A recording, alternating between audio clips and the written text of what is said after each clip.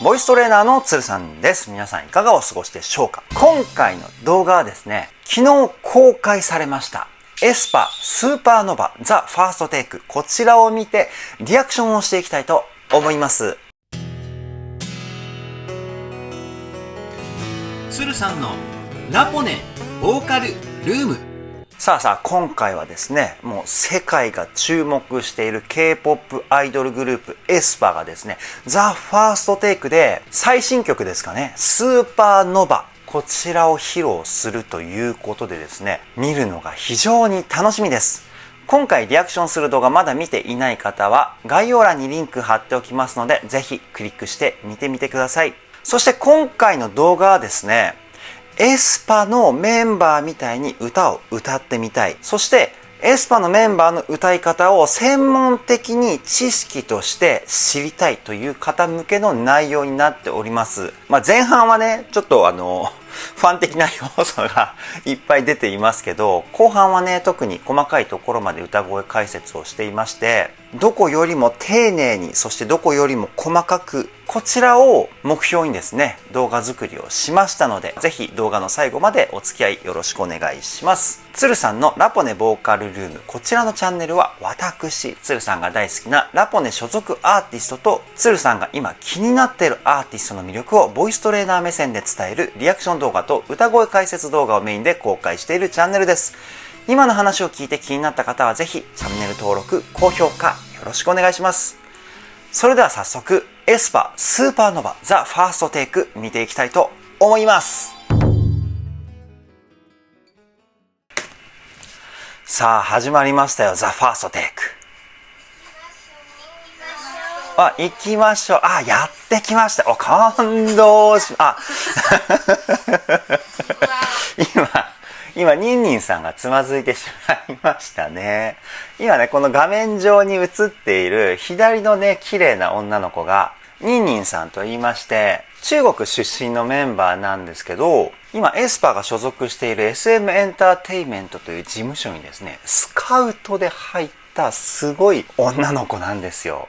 で、歌も定評があって、K-POP 界でもトップクラスの歌唱力だというふうにも言われている。歌がね、すごい上手な女の子です。で、その隣にいる子がですね、ジゼルさんと言いまして、とってもね、笑顔が素敵なメンバーなんですけど、日本人と韓国人のですね、ハーフで、メンバーの中で日本語が一番上手なんですよね。続きいきますよ。いいね。今ね、ここに映っている子がですね、ウィンターちゃんと言いまして、もうなんかね、ちゃん付けで申し訳ないんですけど、僕のね、エスパーの中で推している女の子なんです。ダンスも歌もね、めちゃくちゃ上手くて、エスパーのリーダーなのかな。そしてね、日本のファンの方からは、冬子で合ってますか？ウィンターなのでね、漢字の冬、季節の冬に子供の子って書いてね、冬子っていう風に言われています。続きいきますよ。そして、過ぎちゃった。流しますね。そう。で、この子がですね、カリナさんと言いまして、ものすごくクールな感じね。クールビューティーっていう感じなんですけど、ものすごいお茶目な一面もありまして、よくね、一人で北海道に旅行に来てたりするんですよ。カリナさんは。そういうね、行動派な彼女なんですけど、食べるのがね、ものすごい大好きで、めちゃくちゃご飯食べるらしいんですけど、食べ過ぎた日はですね、めちゃくちゃランニングして食べた分のカロリーを消費するっていう徹底したスタイル管理をしてるっていうね、素晴らしいアーティストです。じゃあ続き見ていきましょう。挨拶からしましょう。日本語いいね。こんにちは、エスパです。かわいいね。じゃあメンバー一人ずつ紹介します。いいね。私からカリナです。ほら、カリナです。もうね、尊い。めちゃくちゃ尊いですね。本当に綺麗ですよね。続きいきますよ。イエーイ。ジゼルです。やっぱ日本語の発音がいいですよね。ウィンターさん。ニンニンです。ニンです。いや、もうなんかね、感動します、本当に。僕の大好きなエスパがザ・ファーストテイクに出演するっていうね、もう本当素晴らしいですね。いきますよ。すいませんね、なかなか進まなくて。本当感動しちゃっていて今。はい。私たちエスパが The First Take に出演できて本当に嬉しいです、はい、本当に緊張していますが頑張って歌います。あ、いいね。あ、かわいい。私たちが最初披露する曲はエスパのファーストフルアルバムアマゲドンのダブルタイトル曲です、聴いてください。スーパーノバ。そう、スーパーノバもリリースしたばかりなんですよね。ほんとこの間リリースされたんじゃないかっていうぐらい、まだね、出たばっかりの楽曲なんですけど、それをね、The First Take で歌うって、すごい楽しみですよね。どんなアレンジになっているのか。続きいきますよ。Let's go! Let's go! あ、いいね。I'm like some kind of supernova. あ、いいね。もうね、止めちゃいますけど。すいませんね、本当になかなか進まなくても、この入りのね、この語りっていうんですかね。もうこの部分からすごいセクシーなんですよ。このセクシーさもね、エスパの魅力だと思うんですけど、続きいきますよ。うい、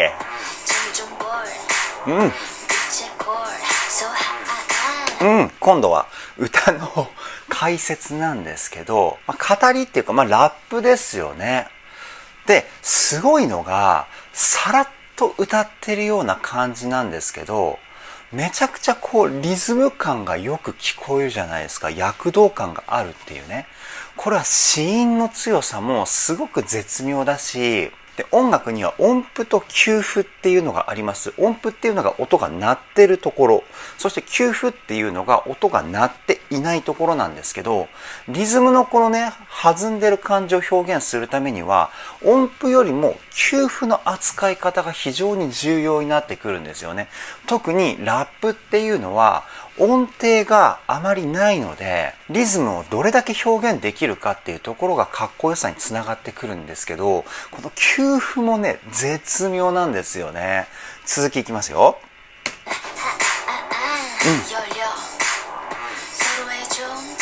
かっこいいね。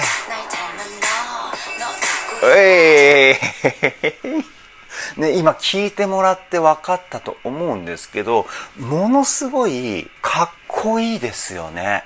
これはね、先ほど言った休符の使い方が絶妙にうまいんです。続きいきますよ。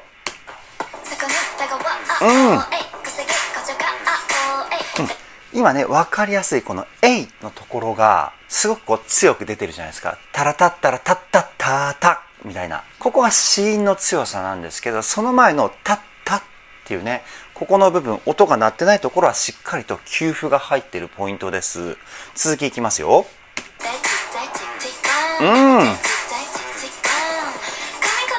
あ、いい声。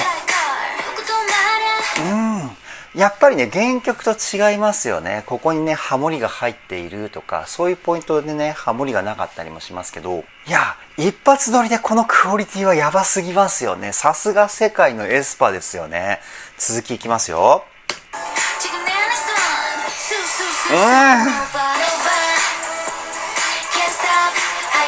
かっこいいね。振り付けがなくてもね、歌だけでもここまでかっこよさを表現できるエスパ最強じゃないですか、皆さん。続きいきますよ。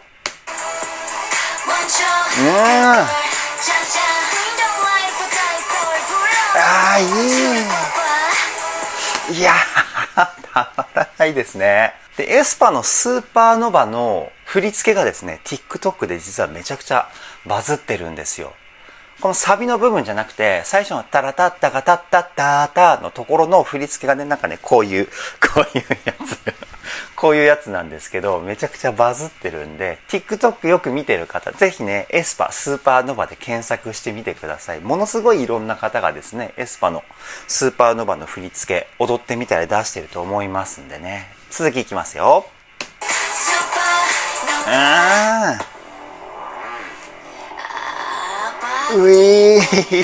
このね、エッジっていうのは、ここに仮声帯って言われる器官がね、あるんですけど、ここを使うんですよね。そうすると、ザラザラっていう風な音が出ます。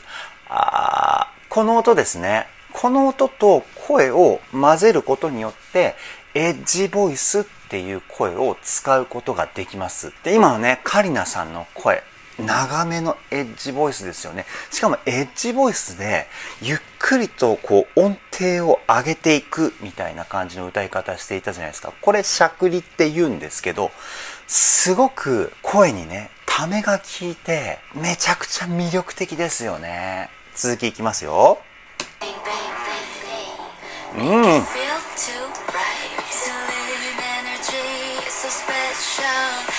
い声だ。今ね、メロディーがあるところが続いたので、発声法、声の出し方ですね。この辺について説明しようと思うんですけど、人の体にはですね、声を響かせる代表的なポイントが3箇所あります。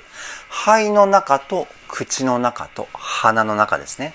この響きのバランスをどう作るかによって声質だったり声量が決まってきます。じゃあ今カリナさんどういう風な響かせ方で声を出していたのかというと、肺の中の空間と鼻の中の空間、この2つをメインで声質を作っています。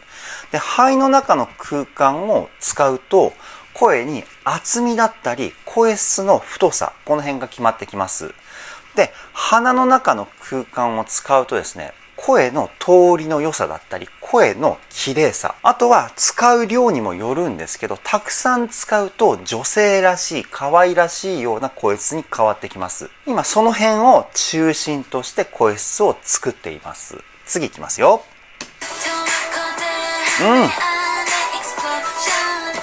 いいね。ジゼルさんの声は、今度はですね、口の中の空間と鼻の中の空間をメインですね。で、それで声をやや後ろに引くようなイメージで出すことによって声に息の音が混ざってきてます。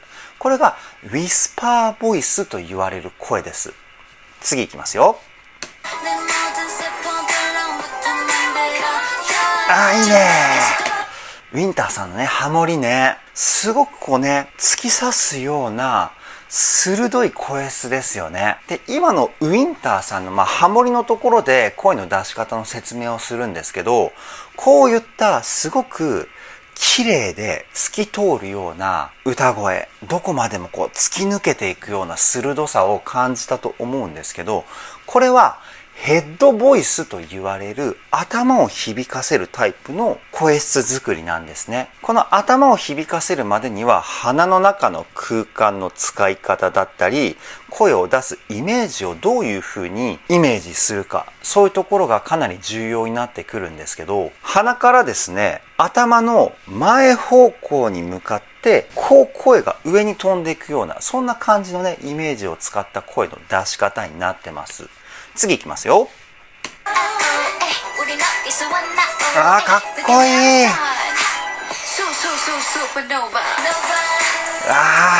っこいいね。いやー、やっぱりめちゃくちゃかっこいいね。こういう風に歌声をね、分析していくと、エスパのメンバー全員がかなり歌の基礎練習だったり、テクニックとか、そういった練習してるんだなっていうのが伝わってきますよね。歌っていうのは見えないところでどれだけ練習するかによってやっぱりその人のね、実力って決まってくると思います。基本的にね、才能とかそういうものでは僕はないというふうに思っていて、全部ね、個人個人の歌に対してどれだけの時間と労力を費やしたかっていうところが重要だと思っているんですけど、僕が想像するにね、韓国は練習生期間っていうのもありますし、デビューしてからもね、ものすごいこういろんな人から期待されるアーティストになって、エスパは特にね、世界中から期待されてるグループですので、相当練習してると思います、この声は。次いきますよ。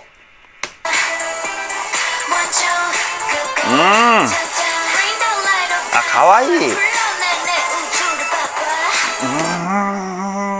いいね。歌も歌えてラップも歌えるってね、すごいですよね。もうこれだけでもね、かなりすごいスキルの持ち主だっていう風なことがわかると思うんですけど、大体やっぱり歌メインとかラップメインっていう風に役割ってこうね、分担されるじゃないですか、グループって、多くのグループね。でもエスパの場合は歌もラップも両方やるんですよね。これがエスパのすごいところの一つだっていうふうに僕は思っていて、そうなってくるとグループとしての表現力もね、めちゃくちゃ広がってくるわけじゃないですか。いやー素晴らしいですよね。次いきますよ。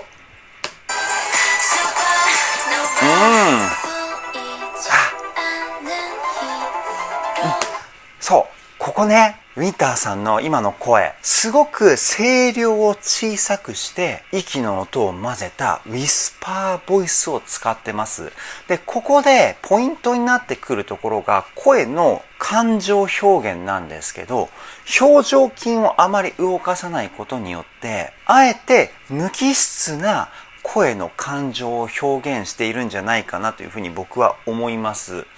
声っていうのは顔の表情によって音色が変わってくるんですよね。明るい表情で歌えば明るい感じの声質になるし、暗い表情で歌えば暗い感じの声質になります。今ウィンターさんはですね、もう無表情って言っていいような感じの表情で歌っていたと思うんですけど、それがね、逆にいい意味で不思議な雰囲気を表現するような声質になってるんじゃないかなというふうに僕は思います。次いきますよ。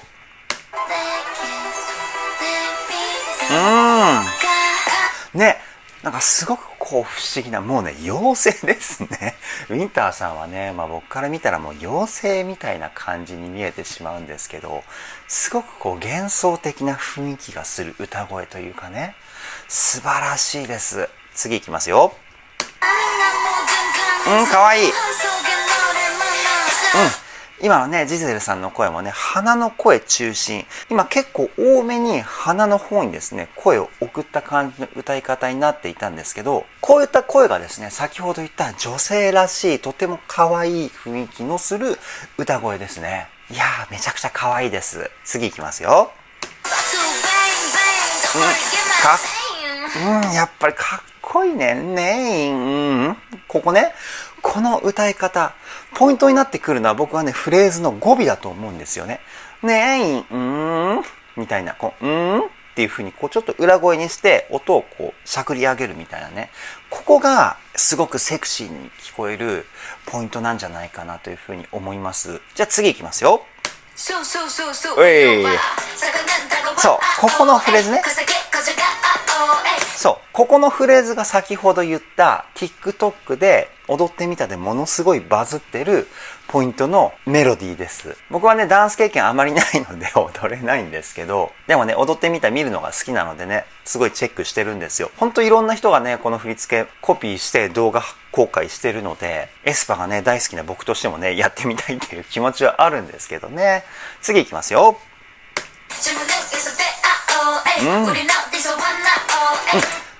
なるほどね。こうね、改めて聞いてみるとすごく理解できたんですけど、子音を強く言うアクセントの部分と休符の部分、これメンバー全員で同じことをしていますね。だからね、音一つ一つがですね、全員同じところから音が鳴り始めて、全員同じところで音が止んで、同じ休符の大きさでまた同じところから音が始まってみたいな感じになってます。いや、すごい細かいところまで揃えてるんですね、エスパは。いや、感動しました。次いきますよ。かっこいい。ほら、もう一糸乱れずっていう感じのリズムですよね。これもグループ練習めちゃくちゃやったんじゃないかな。じゃないとね、こんなに揃わないと思います、僕は。いやー、すごいですね。次いきますよ。わー、尊い。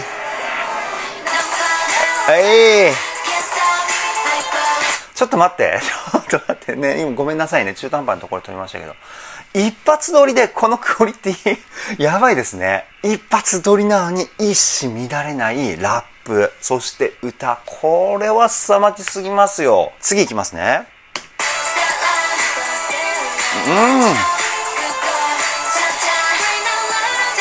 うわ、綺麗な声だね。今のね、ニンニンさんの歌声めちゃくちゃ綺麗ですね。で、かなり高い音域なのに、全然力が入っている感じがしていないですよね。この歌声はね、ミックスボイスと言われて、裏声と地声のね、中間の声なんですよ。なので、理論的に言えば、裏声の要素が混ざってきてるので、声に力がね、入りにくいっていうのはわかるんですけど、ミックスボイスの難しいところって、コントロールが非常に難しいんです。で、感覚的な要素がものすごく強いので、日によっては全然うまくできなかったり、日によってはね、逆にめちゃくちゃ調子良かったりもするんですけど、すごく繊細な歌声なのに、このクオリティね、めちゃくちゃやばい声ですよ、ニンニンさん。次行きますよ。このね、盛り上がりがいいね。このね、最後の曲の流れがザ・ K-POP っていう感じですよね。メインのメロディーがあって、こうメンバーでね、このフェイクの掛け合いみたいな感じで曲を盛り上げるっていうね。この盛り上げ方ね、僕ね、すごい好きですね。次行きますよ。ほらほらほら。かわいいね、ニンニンさん。いやー、ごめんなさいね。歌声解説とかじゃなくてね、普通にね、エスパファンとして今語ってますね。いやもうほんとね、エスパは一人一人が、ものすごい美人なんですよ。男性だけじゃなくてね、女性もね、このね、美貌には絶対にね、憧れる人多いと思うんですけど、いや、癒しですね。次行きますよ。終わり出ましたね。お疲れ様です。ここからね、エンディングトークが始まるわけだ。あと15秒ぐらい時間があるので、ちょっとね、見ていきますね。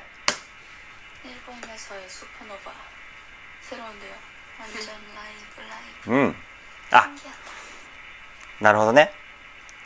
ちょっとね、僕は韓国語がわからないので、何と言ってるかわからなかったんですけど、歌い終わった後の感想みたいな感じだったのかな。韓国語わかる方、何言っていったのかっていうのをね、ぜひコメントで教えていただければなというふうに思います。いやー、最高でしたね。エスパ、スーパーノヴァ、ザ・ファーストテイク見ていきました。いやー、尊いですね。めちゃくちゃ可愛いし、めちゃくちゃ美人だし、で、歌が化け物級にうまいですよね。もうね、超一流クオリティですよね、これは。で、歌だけ、ラップだけとかだったらいると思うんですけどね、結構。両方を超一流クオリティで歌い上げるっていうのはなかなかいないんじゃないかなというふうに僕は思っていて、そのね、エスパの凄さを今回のザ・ファーストテイクスーパーノヴァでね、改めて理解したわけですけれども、やっぱりね、K-POP アーティストっていうのは下積み時代からものすごい量の練習をしてるんですよね。で、ここ数年は日本のアーティストも負けじとものすごい量の練習をしてるんですけど、やっぱりどれだけ自分の好きなことに対してとことん向き合えるかによって個人個人の力量っていうのは決まってくるかなというふうに僕は思います。その中でもね、エスパのメンバーは本当にものすごい量の努力をしていると思います。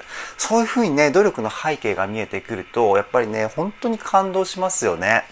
これからもエスパ全力で応援していきたいと思います。それでは今回の動画この辺で終わりです。動画の内容気に入ってくださった方はチャンネル登録、高評価よろしくお願いします。ではでは、ボイストレーナーのつるさんでした。